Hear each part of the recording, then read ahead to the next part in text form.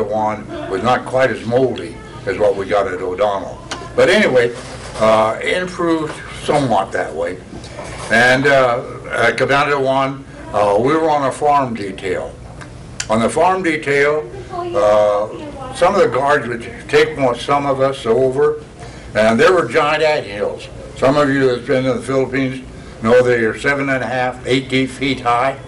During the wintertime, cobras crawl into the anthill, and the Japanese guards would take us over, make us dig down in there. One of us would have to take a rope, get around behind the cobra, tie it, and then we'd dig her on the side, pull the cobra out, kill the cobra, and then the Japanese guard would take it in and eat it. I don't know of anyone that got hit by a cobra, but I did know that the cobra will go about 2/3 of its distance. But I'll tell you, it's kind of eerie when you see that hood of the cobra coming at you. But these are the snake stories that we might tell. By the way, those ants are cannibal ants.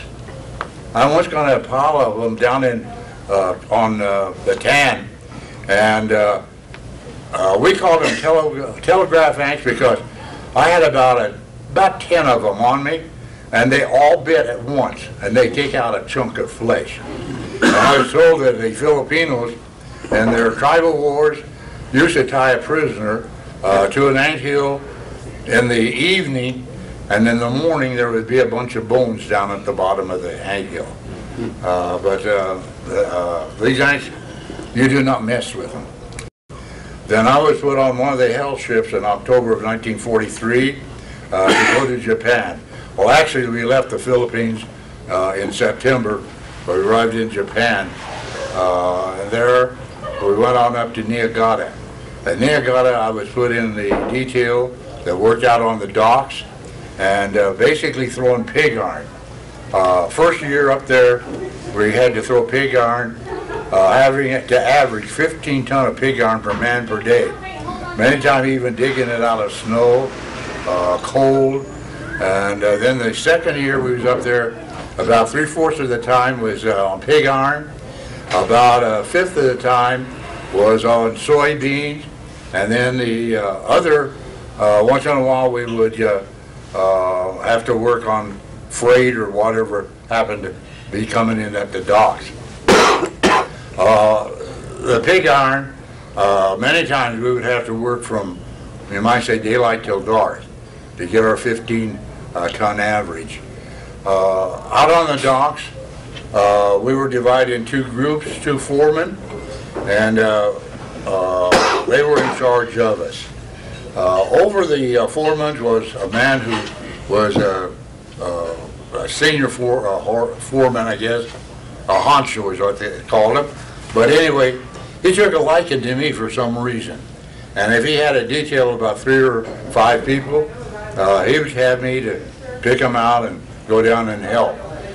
This was an interesting thing. I know one time he took us down to a barge of apples. And there was a fellow in our group, it was on a Good Friday. And he said, "I'm not going to steal anything today." Now, if we got caught, it was stealing. If we didn't get caught, it was solaced or given. And a lot of things were given to us. But anyway, tell everyone they can have 1 apple. We did. We had 1 apple after another. And Frankie, he said, you know, he wasn't going to take anything that day. And so about mid-morning, we saw him eating an apple. We said to him, "Frankie, I thought you weren't going to eat anything on Good Friday this week." He said, "Well, I got to thinking, tomorrow is Good Friday in America, and I'm an American." So, but to give you an idea of what womanhood was in Japan, one time he came down to me and he said, "Come with me." I said, "Any men?" He said, "No, just you." So I went down, and there were 2 men loading women from a platform about the height of your chair. They were loading 90-kilo bags of beans onto the coolie women. 90 kilo is 198 pounds. And when I got down there, now we're talking Japanese, and he said, "Do you have your hooks?" I said, yes. He said, get up in the car and stack. I said, what? He said, you have your hooks. I said, yes. Get up in the car and stack. Now here I was, a POW, but what I did is I pointed to where I wanted these Japanese women to put these bags of beans. And then the last couple of bags of beans, I'd push them up in the car, and in Japanese, I'd write the number of bags of beans in that car. But that gives you an idea of what womanhood was in Japan before and during World War II. As a POW, I rated higher than she did. But at Cabanatuan, we had interesting things. The thing that kept us going was humor. And we found a lot of things that were humor. We named our guards various names and so forth and so on. One guard we named Air Raid. You see, whenever we had things that were illegal, someone, if the Japanese guard came in, we'd holler Air Raid and hide the things that we had. We had hiding places, by the way. And this one guard came in and he hollered, Air Raid! Hi, how are you? Because he thought that was his name, was Air Raid. So, and then another interesting thing, we had Kinko at night, which is roll call. And the guards came through our barracks. We had to line up at attention and so on. My barracks was the first one that they went through. Our floor was dirt. And where we slept was just about as high as your chair. A piece of bamboo on boards is what it was. And a fellow, Ernie, in our group, after they went through our barracks, he sat down. And the Japanese guard walked in and saw him sitting there and came over and started slapping him around. And then he happened to think, well, the best thing would be to have our group leader bawl him out or to punish him. And so he called for our group leader to bawl him out. Our group leader came over and he looked at him and he said, Ernie, as far as I'm concerned, you can sit there anytime you want to.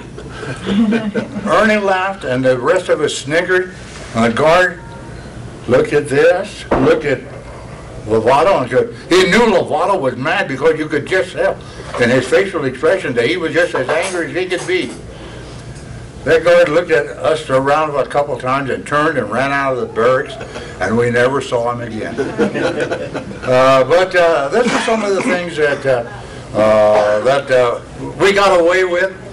Whenever guards would slap us, we would start smiling at them, and we would say, you know, if you had a brain in your head, it would be lonesome. But because we said it with a smile, they would hit us a couple of times, and then that would be the end of it. So we learned, you know, a number of things to get away with, various things that we could do. Now, the most torture I went through was one time I'd gone out to work, everything was fine, but by mid-morning my ankle had begun to swell. And so I went to our camp, our dock foremen, our dock guards, and showed them my ankle. And they gave me some light work, which was unusual. But anyway, when our camp guard came in, which was in the military, he asked me what I was doing with my shoe off. And I showed him my ankle. He took my shoe, and about a couple dozen times, as hard as he could, he hit my ankle. It was all I could do to keep from crying. They had to carry me into camp. Now, when we went to Japan, we had a doctor, a surgeon, that performed an operation in the whole of our health ship. The health ship, the Tagamaru, we had a space about 10 feet wide and 10 feet long, and only 12 of us had to sleep in that space. But in the middle of that, he performed an appendectomy on a fella, and when we got to Japan, they took him to Tokyo, except for 2 days. The first day he was at the other camp in Niigata, and the second day, they said, we didn't want you, we don't need you. So they sent him over to my camp, and they said, we don't need you. And he was just ready to leave camp when they carried me in. And when he looked at me, and this friend of mine said, Leonard needs your help. And so Dr. Takey took me into the so-called hospital, put me up on a table. He cut an incision in my ankle, I had cellulitis and bone infection. They scraped the bone, and there was over a canteen cup of pus that drained out of that ankle. Japanese did not know why he came to Niagara, but I believe the Lord sent him to Niagara. So because if he hadn't been there, probably gangrene would have set into that ankle, and I'd either lost my life entirely or at least had to amputate my leg. But the Lord was gracious that way, and as I look back, I can see so many times that I could have died, I could have one way or another, and then He restoreth my soul. When we went to Japan, I was a chaplain of the detail, and on the chaplain of the detail, the reason for that, the Japanese did not allow our chaplains to go to Japan, and so when we were going to Japan, I was too young to be a chaplain when I was in service, and so they appointed me as the acting chaplain of the detail on the QT. And the first man that died when when we had a new Japanese commander, and by the way, he was a Japanese American, a Phi Beta Kappa from the University of California. Another thing you'll read in the paper, there's over 7,000 Japanese Americans that went back to fight for the emperor. But he went to our American commander and he said, this man that died, I want your chaplain to have the first part of the service and then I'll take over. And our major that was in charge of our detail in Niagara was more afraid of the Japanese than anybody. He said, oh, we don't have a chaplain. He said, you don't fool me. He said, I can read. He puts notes on the thing that in the hospital he's having services. And our guards are not allowed to go into your hospital. And so the major said, oh, yeah, yes, we do have a chaplain. Well, on the service, I took 1 Corinthians 15:3 and 4, that Christ died for our sins according to Scriptures, was buried and rose again the third day according to Scriptures. I made this statement, and in Christianity, we are the only religion that our founder is still alive. And I had some say, weren't you afraid to say that? I said, no, because it's true. But these are some of the things that happen. Then I think of the verse, Lord is my shepherd, I shall not want. He maketh me lie down in green pasture. He leadeth me beside the still water. He restoreth my soul. Leadeth me in the paths of righteousness for his name's sake. But here that as we go down through the valley of the shadow of death, I think of it in two different ways. On one side are accidents that could take our life or dangerous. On the other side is diseases that could take our life. And as we go down through that valley of the shadow of death, any of these could take our life. Now, one time or another, as I remember now, I've had scurvy, pellagra, yellow jaundice, diphtheria, diphthetic paralysis, pneumonia, cellulitis, bone infection, beriberi, wet beriberi, dry beriberi, dengue fever. Those that I can't think of offhand. I had diphtheria without any medicine whatsoever. And out of 150 of us that had diphtheria, 5 of us walked out. And then I had the paralysis that hit after diphtheria. I had paralysis in my hands and my feet. I had a heart attack from diphtheria paralysis that I lay in a coma for 17 days. Now the man that also survived diphtheria had studied some medicine, and he force-fed me during the time that I was in a coma. Most prisoners, other prisoners would have said, well, he's not going to make it anyway, so we'll just take his ration of food and eat it. At one time or another, I should say one time, when I got strength enough to walk about 100 yards, to weigh myself, I weighed 102 pounds. I probably weighed between 95 and 96 pounds at my worst. But needless to say, I weigh more than that today. When we were liberated, I put on 24 pounds in 10 days. I put on 47 pounds in 6 weeks.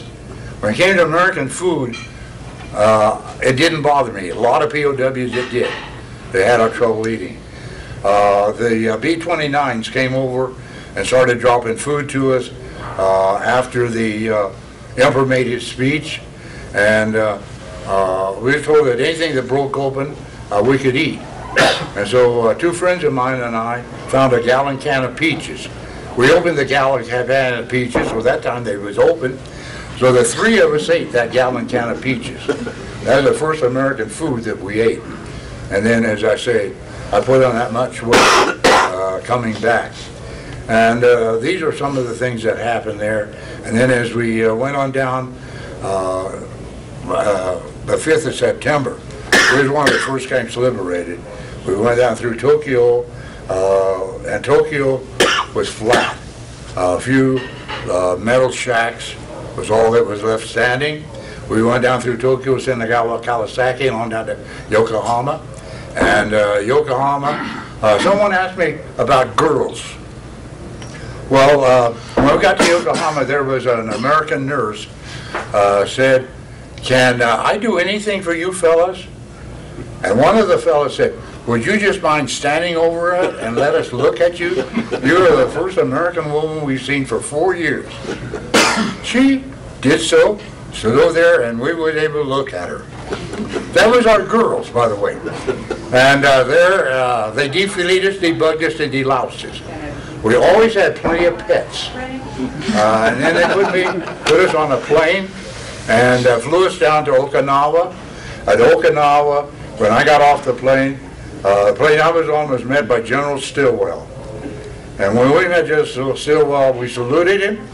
He would not return our salute. He said, "Fellas, what you went through, you salute nobody." And I took him up at his word. When I was at Fitzsimmons, I was walking down the path, I met the commanding General Fitzsimmons, I looked at him.